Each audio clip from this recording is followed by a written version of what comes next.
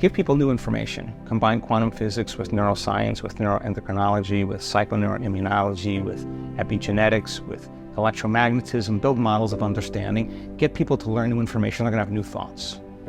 Now give them the instruction so they can make a new choice, they can do a new thing, they can create a new experience, so they can feel a new emotion. Will their biology change in 7 days?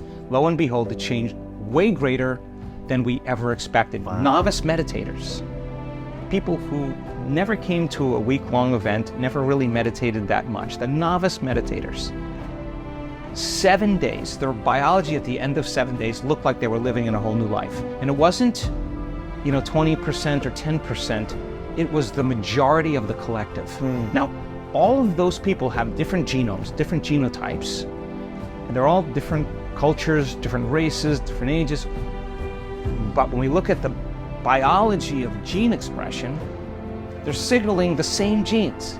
They're making the same proteins, the collective, the herd, the school of fish, the biology, there's an emergent biology that's changing collectively. The probability of that happening is insanely minimal. Let me just say that. So then, think differently, make a different choice, do a different thing, create a new experience, feel a new emotion, keep doing that, your biology will change, and that's exactly how people heal. So the emotions that keep us in our more limited animal, mammalian, human state have everything to do with anger and aggression, fear and anxiety and suffering and pain and guilt and shame. Think of energy as emotion. So those emotions should ultimately be retired as wisdom, because the memory without the emotional charge is wisdom, and now the game is over and you're ready for a new experience, and you can't go to the future holding on to the emotion of the past, right? So you got to overcome that emotional state.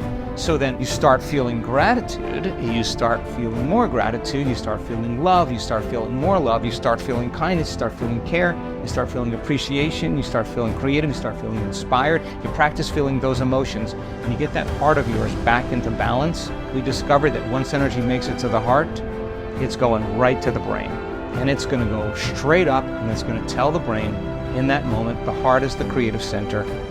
It's safe to create. The person moves out of survival, and the brain, like grabbing a big sheet and going like that, creates a wave of energy right to the brain, coherent energy of the brain, and the brain goes into a creative alpha state, and the brain is getting information. The heart is informing the brain, think of something new, think of a new possibility. It's a creative state.